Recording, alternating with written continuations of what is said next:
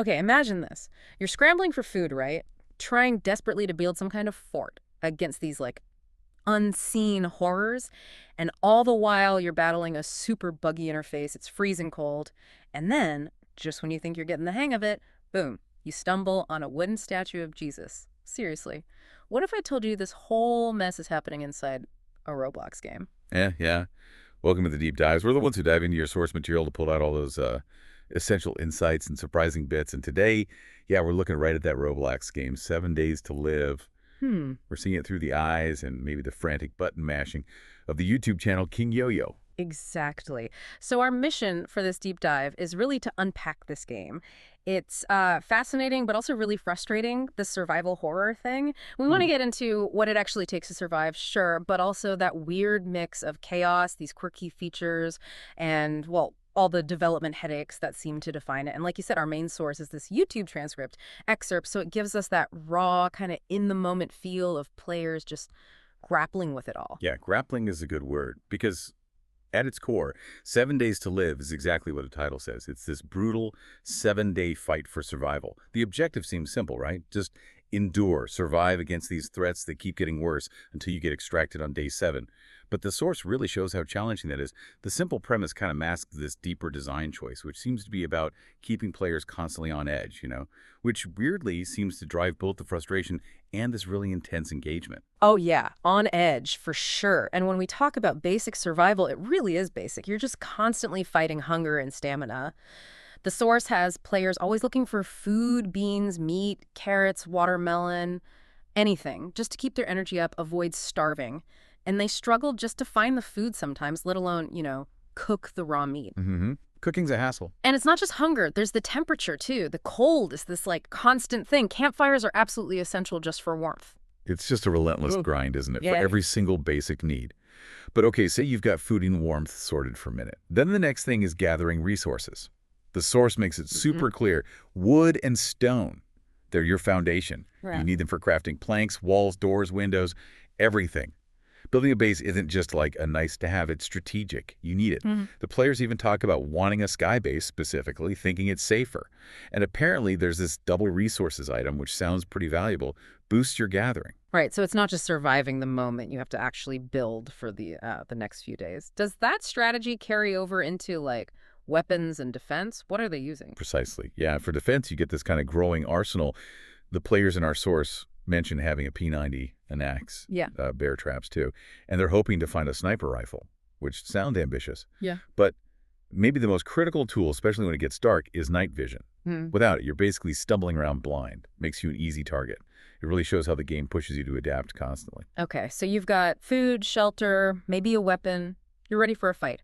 But what kind of world are they even fighting in? Because that's where it sounds like 7 Days to Live gets, well, unpredictable. That's putting it mildly. Yeah, the world itself, definitely not static. The threats change as the days go by. Yeah. You might start with what the players just call the old monster, but then these new human-like figures start showing up. And it's interesting how the players describe them. They use all these unofficial names they've either made up or maybe picked up from the community, like on Discord. Everything from just people or spies, that's the Discord term, to, well, more colorful stuff like skinwalkers, ballerinas, or even just black guys. Yeah. It kind of shows you how players make sense of things in these unpolished game worlds. Huh. Ballerinas. Okay. Yeah. And there's even an achievement, apparently, for killing all the spies on the map. And the weirdness just keeps coming. So besides those threats, there are supposed to be flying things later on. But funnily enough, one player in the source was like, hey, where are they? They just weren't there this time, which caused some confusion. Right, inconsistencies. But it's not just monsters evolving. You run into animals, too. Bears, yeah, okay. But then there's this amazing moment where a player spots a woolly mammoth Oh, yeah, I saw that. and just declares it their favorite extinct animal. It's just, it Ah. adds this bizarre charm, doesn't it? Totally.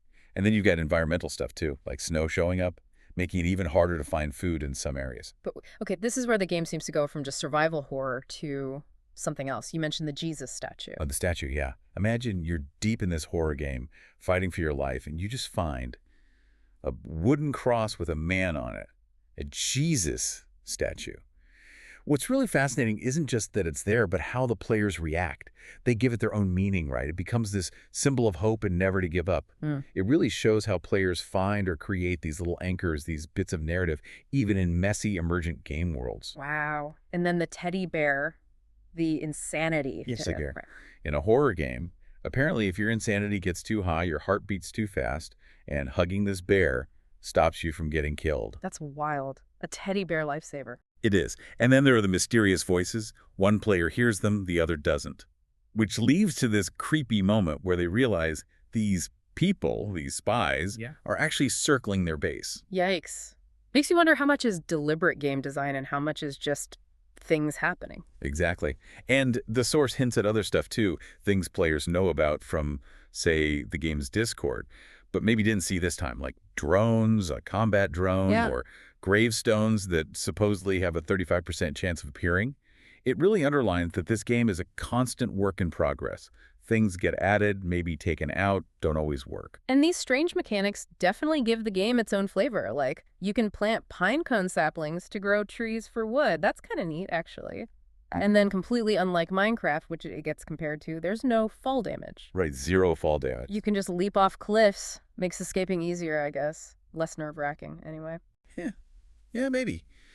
But all these features, the quirky stuff and the survival grind, it's all filtered through this lens of a game that's just constantly changing, in flux. The players mention it directly, right? Saying things like they updated this game or they're still updating for console players. But this constant updating, as we see pretty clearly in the source, it comes with a big downside. Bugs. Lots of bugs. Oh, man, yeah. That raw experience you mentioned, it sounds like the players hit so many problems. It sounds incredibly frustrating. Almost unplayable sometimes. You really did. The bugs are just a huge part of the experience right now, it seems. The players list off all sorts of things, can't sprint properly, controller issues, building mechanics, just breaking things, not placing right. Campfires just vanishing. Campfires disappearing, yeah. Items not switching when they should, general confusion with the UI, the user interface. One player just flat out says, my game's broken. Yeah. You can feel the frustration. And it's made worse because there's basically no tutorial. Yeah. Not for console, not for PC. You're just thrown in. Yeah. You have to learn by messing up, or like we said, by going to external places like the Discord group to figure things out. That reliance on Discord or whatever, just to understand basic game mechanics, that really points to a game that's still very much being built, doesn't it? Like, they're iterating so fast, they can't keep the documentation or even the basic stability up to speed. It's raw. Makes you wonder what kind of player actually sticks with something like that, with all those problems. It's a really interesting question, isn't it? It's this paradox. And the players themselves, they even draw comparisons to other big games. One mentions Call of Duty because of that spies feature. Suggests maybe an influence there. So even in this kind of chaotic Roblox setting, players are spotting mechanics they recognize from, AAA games. But the big comparison, the unavoidable one, is when a player just calls it a ripoff of Minecraft. And you can see why, right? Kill animals for food, build a house to survive, monsters at night. Yep, the core loop. That survival loop is definitely familiar, even if the actual execution in 7 Days to Live feels a lot more unhinged. Unhinged is a good word for it. So as the gameplay goes on, the tension ramps up towards that final night, day 7. The ultimate goal is just to hold out until the helicopter arrives for extraction. That helicopter showing up, that's the win condition. That signals the end of the journey. And the ending animation itself is memorable, apparently. The players mention the characters in the cutscene are naked. Yeah, naked. It adds this weird, kind of surreal touch to winning, doesn't it? Definitely Roblox. Totally. A reminder that, this is still Roblox. Yeah. With its own unique brand of oddity. And the players also pick up on something interesting. They felt the developers are adding lore into this game now, based on details in that ending cutscene. So maybe there's this growing ambition for narrative beyond just pure survival mechanics. Interesting. But even after winning, it sounds like the players still had a ton of questions about where the game is going. Oh yeah. They were wondering about other game modes. They remembered being there before, but seem to be gone now. They were confused about those flying enemies, why they used to show up all the time but didn't this playthrough. Right. And they were even debating if the game could go on forever, like infinity, mentioning some players supposedly reaching day 107. Wow. And they also kind of summed up what they saw as the biggest changes overall, right? Things like the map itself changing, the crafting system, the materials you find, and a big one, just being able to play it on consoles now. Hmm. So it's clear they see this game as something that's constantly being fiddled with, expanded, even if those changes sometimes just add more chaos instead of clarity. So what does all this mean for you, the player, or just someone watching this unfold? We've seen a game that's, well, deeply frustrating.